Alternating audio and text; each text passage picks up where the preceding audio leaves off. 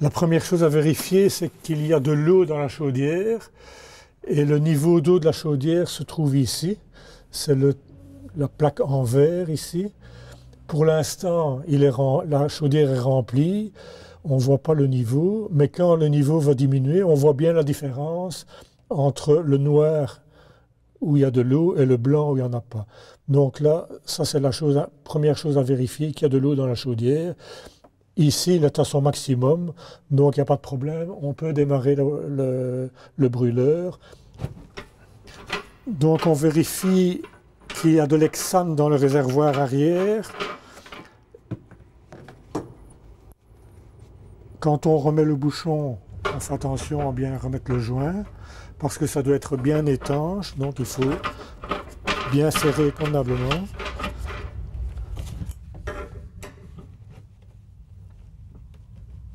Donc après avoir vérifié qu'il y avait de l'hexane dans le réservoir et bien fermé le bouchon pour qu'il soit bien étanche, on regarde que les 3 robinets ici sont bien fermés tous les 3. Maintenant on va mettre de la pression dans le réservoir d'hexane.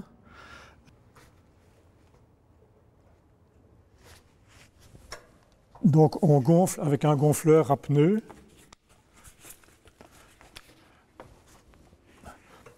On met la pression et on ouvre le robinet. Voilà, comme ça on envoie de la pression dans le réservoir d'hexane. Il faut regarder le manomètre à l'intérieur pour être à peu près à 30 PSI de pression.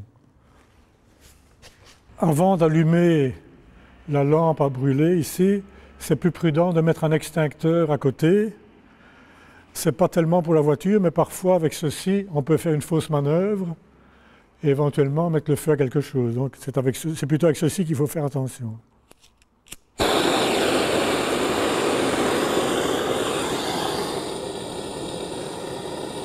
Donc en fait, l'hexane de la veilleuse, elle vient par le tuyau supérieur du côté gauche de la voiture, quand on est face à la voiture, et puis ça va sur le tuyau du milieu, et c'est ça qu'il faut chauffer.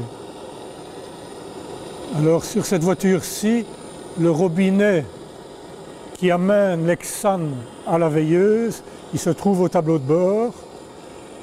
C'est plus facile quand il est ici devant, parce qu'on sait faire les deux en même temps, c'est-à-dire ouvrir l'hexane et allumer la veilleuse. Il y a moyen de le faire seul, c'est-à-dire aller ouvrir au robinet et puis allumer ici. Voilà, maintenant la veilleuse est allumée. Ce qu'il y avait, c'est que le gicleur de la veilleuse était encrassé. Alors pour faire ça, on dévisse ceci d'un quart de tout, même pas, un tout petit peu.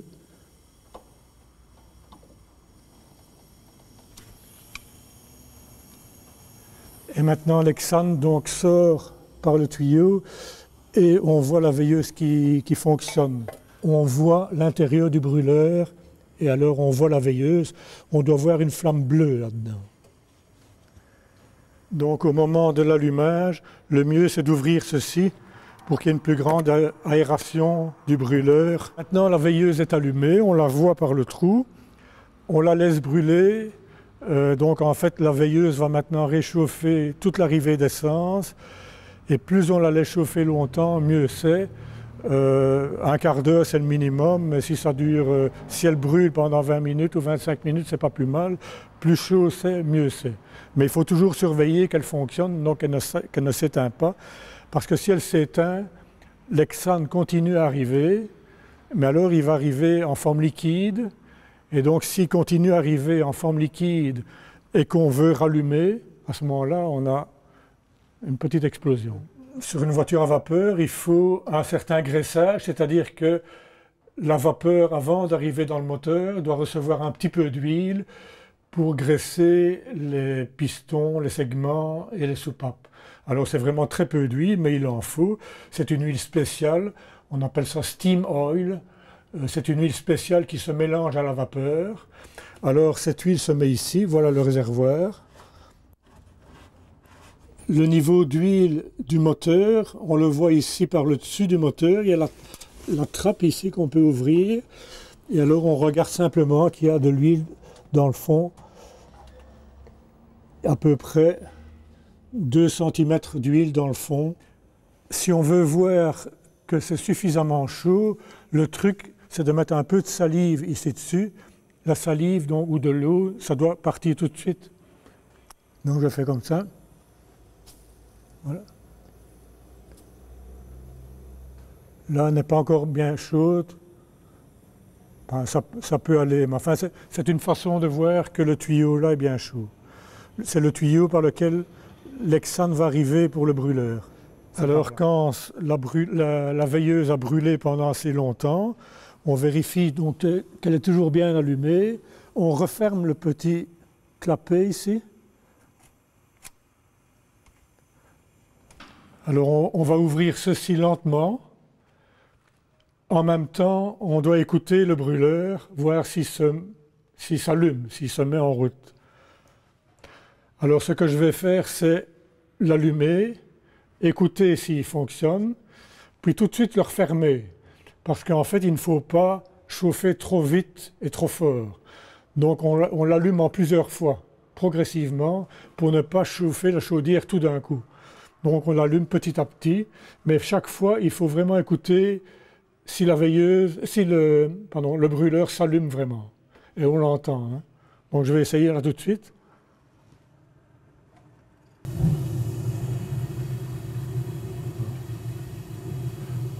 Voilà, maintenant on entend le brûleur qui fonctionne.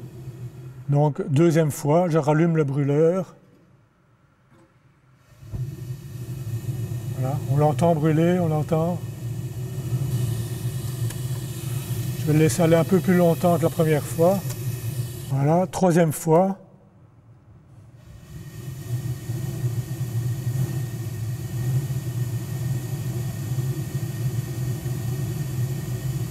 Il faut toujours vérifier que les gicleurs qui sont ici, qu'il n'y a rien de liquide qui sort.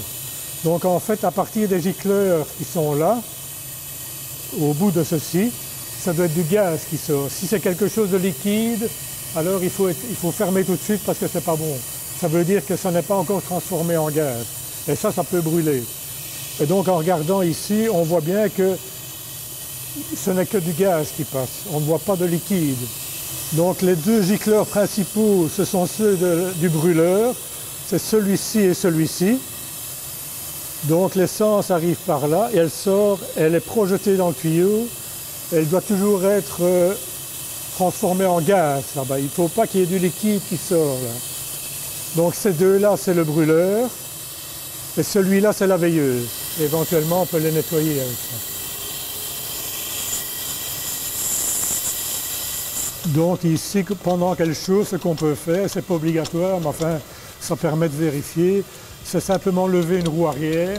Comme ça, on fera tourner le moteur à l'arrêt et on pourra vérifier que tout fonctionne. Pendant qu'elle chauffe, il faut laisser le levier ici ouvert, c'est-à-dire vers le haut. Disons qu'on appelle ça l'accélérateur. Il faut le laisser ouvert. Il faut dévisser celui-ci. Ça permet à la vapeur qui est en train de monter dans la chaudière de sortir à l'arrière de la voiture au moteur. Ça permet de purger tout le circuit. Et donc, au fur et à mesure que la vapeur va commencer à avoir de la pression, elle va partir vers le moteur. Et à un certain moment, il y aura assez de pression pour faire tourner les roues. À ce moment-là, on pourra fermer ceci. Donc au début, c'est normal, il y a de l'eau qui va couler là-bas au moteur. Donc c'est normal, le circuit est en train de se purger. Et à partir d'un certain moment, on va avoir rien que de la vapeur. Alors ce qu'on peut faire en attendant, pendant qu'elle chauffe, qu'elle n'a pas encore beaucoup de pression, c'est ouvrir le robinet de la chaudière pour purger la chaudière également. Donc pour que les crasses qui sont les saletés qui sont dans le fond de la chaudière puissent sortir avant qu'il y ait trop de pression. Voilà. Donc maintenant qu'il commence à y avoir de la pression, voilà. Le moteur commence à tourner et on voit le système d'huile qui fonctionne là. Donc maintenant, on attend simplement qu'il y ait de la pression.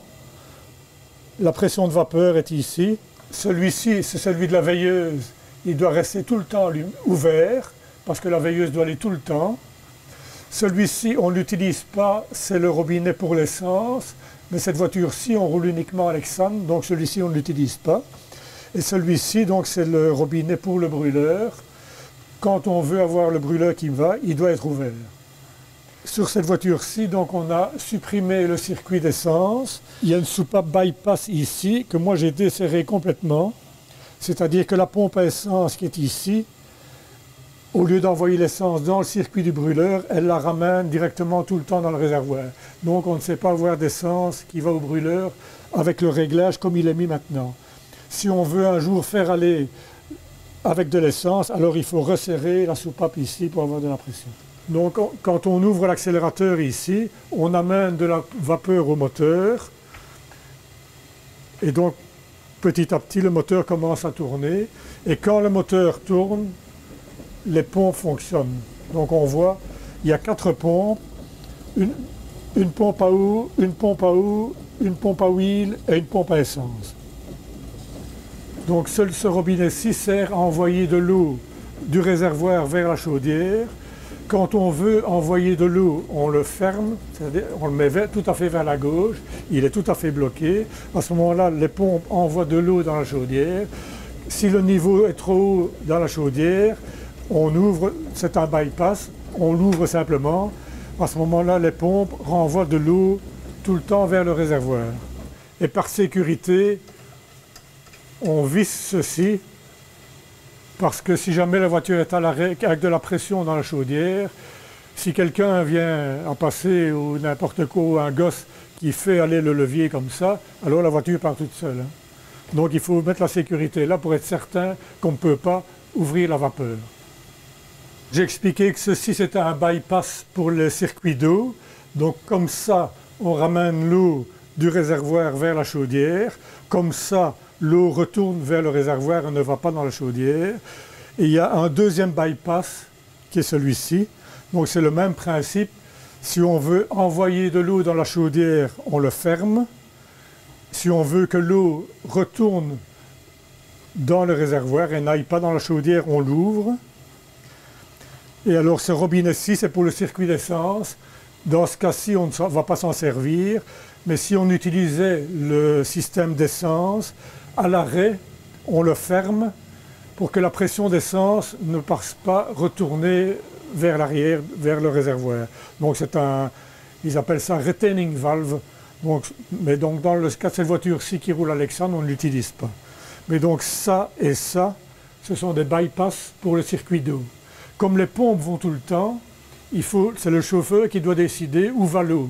Est-ce que l'eau amenée par les pompes va vers la chaudière ou retourne vers le réservoir si on n'en a pas besoin? Et c'est le chauffeur qui doit régler ça en roulant.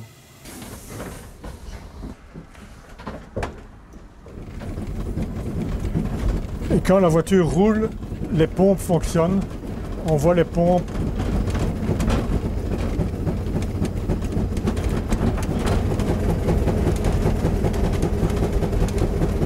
Marche arrière, on appuie et on accélère. Marche avant.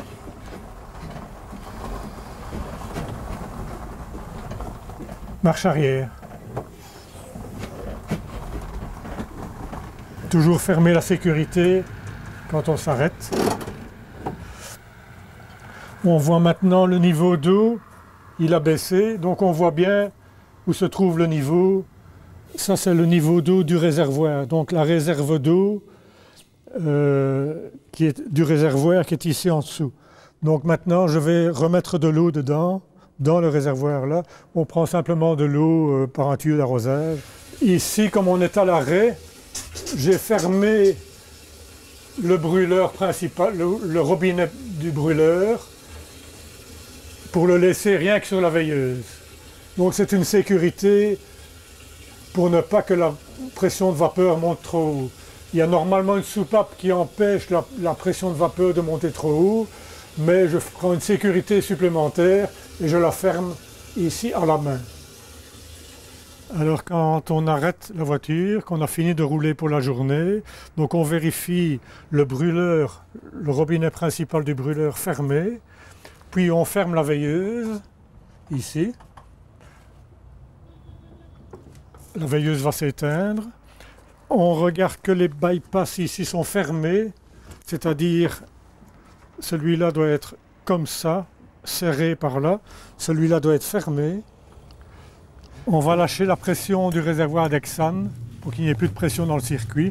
Donc simplement, on dévisse le bouchon lentement, la pression va partir lentement.